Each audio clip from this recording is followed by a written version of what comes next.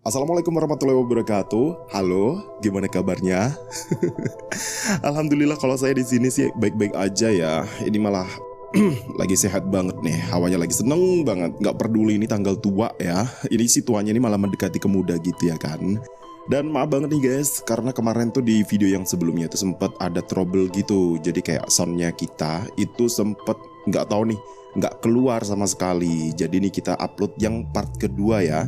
Part kedua dari kisah serial killer Delvi, si anak dukun pembunuh berantai 7 korban anak kecil yang kesemua korbannya itu dimutilasi penisnya. Well, sekarang kita langsung masuk aja ya ke part kedua.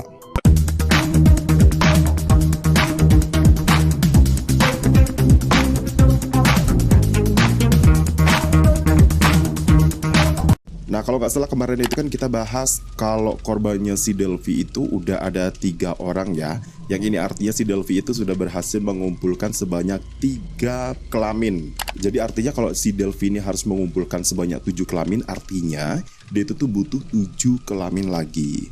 Beberapa bulan kemudian setelah kejadian dari Delvi ini mengeksekusi korban yang ketiga, si Delvi ini dapat kabar kalau bapaknya itu udah kritis guys. Hingga dia itu ngajak istrinya balik lagi ke kampung halaman bapaknya. Cuma sayangnya, sesampainya Delvi di rumah bapaknya itu, ternyata bapaknya itu udah meninggal duluan. Tapi di sini kalian jangan pikir ya kalau dengan meninggalnya bapaknya itu terus si Delvi ini jadi kayak berhenti gitu buat nyari korban berikutnya. Karena ternyata enggak guys. Delvi ini tetap berpikiran kalau dia itu masih bisa dapat nurunin ilmu bapaknya itu kalau dia bisa menuhin target total 7 kelamin kayak yang udah diisyaratkan. Nah makanya dia itu masih tetap berusaha buat nyari korban berikutnya. Hingga pada tanggal 16 Maret 2014, Delvi dan Dita pun menemukan korban berikutnya. Bocah Malang yang jadi korban kebiadaban Delvi dan Dita ini bernama Muhammad Akbar. Ya waktu itu masih berusia sekitar 9 tahun. Modusnya ya sama kayak yang sebelum-sebelumnya ya. Jadi kayak Akbar ini diajak jalan-jalan, terus dibawa ke tempat sepi, terus langsung deh dihabisi dan dimutilasi penisnya. Setelah tragedi pembunuhan yang ke-6 ini, si Dita ngerasa kalau dia itu udah gak kuat gitu ngikutin semua perintah dan paksaan Delvi untuk mengeksekusi anak-anak kecil lainnya. Terlebih lagi si Delvi ini juga sering banget melakukan KDRT ke Dita. Jadi kayak mereka itu setiap harinya itu sering banget bertengkar. Dan akhirnya mereka ini pun bercerai.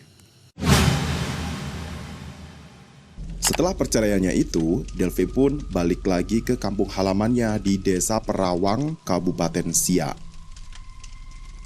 Bulan demi bulan pun berlalu guys.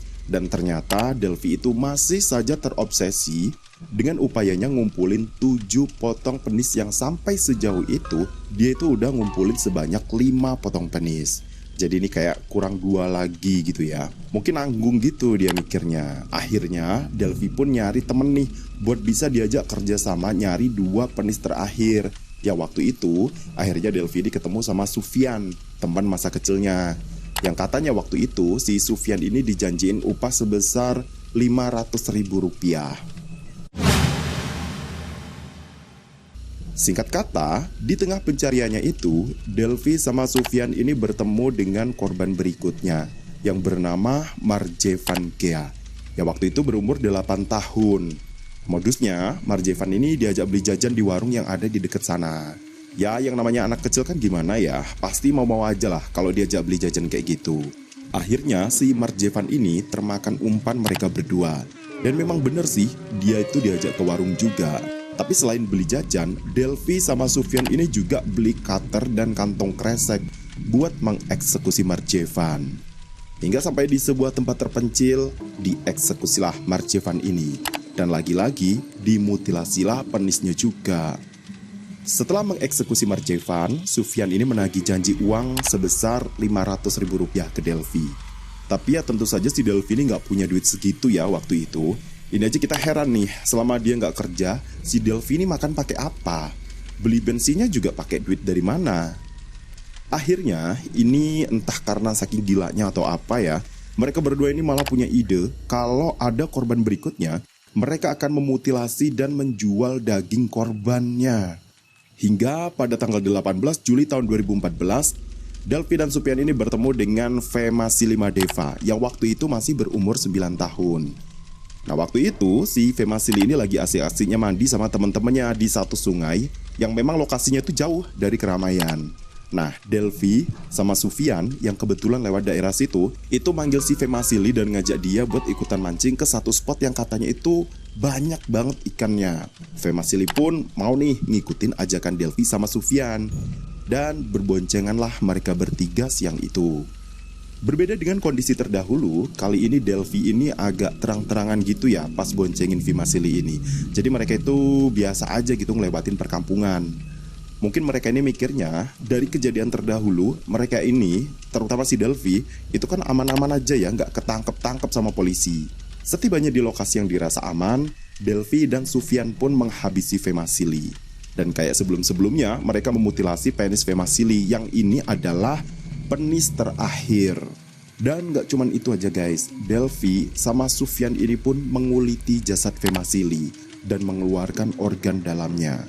Lalu mereka masukkan daging Femasili itu ke dalam kresek dan mereka jual ke warung makan dan kedai tua yang ada di dekat desanya itu. Nah, mereka berdua itu bilang waktu nawarin daging itu kalau daging yang mereka bawa itu adalah daging sapi. Dan dari salah satu warung yang beli daging itu, yang memang sama sekali gak curiga, langsung masak daging itu jadi rendang loh. Yang katanya waktu itu tekstur daging itu tuh kayak lebih ke lembek gitu loh dari daging sapi yang biasa dia masak. Sementara itu, di tempat lain, keluarga Femasili dan banyak warga lainnya itu mulai sibuk mencari di mana Femasili ini berada. Ini mungkin yang jadi triggernya ya, karena ada banyak kasus anak hilang dan gak ditemukan di sana. Jadi warga itu malah kayak lebih heboh gitu loh dari biasanya. Kepolisian yang bertugas waktu itu tanya sama Daud, salah satu teman Femasili yang sempat mandi bareng di sungai sebelum si Femasili ini menghilang. Nah, Daud ini bilang kalau Femasili ini sebelumnya dibawa sama 2 orang. Yang dari keterangannya itu langsung diketahuilah kalau 2 orang itu adalah Delvi sama Sufyan. Dan gak pakai lama, Delvi dan Sufyan ini pun akhirnya diringkus oleh pihak berwajib.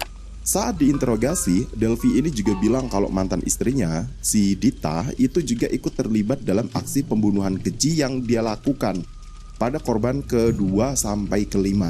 Dan dari persidangan yang dijalani, akhirnya mereka bertiga ini dikenakan hukuman mati guys.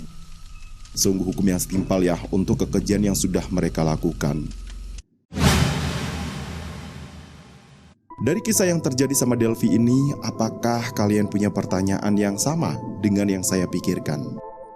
Jadi kan gini ya, kalau ayahnya Delvi, si Basri Tanjung itu minta Delvi untuk mengumpulkan 7 potong penis sebagai syarat untuk bisa jadi dukun sakti kayak dia, berarti dia juga dulu pernah melakukan hal yang sama dong.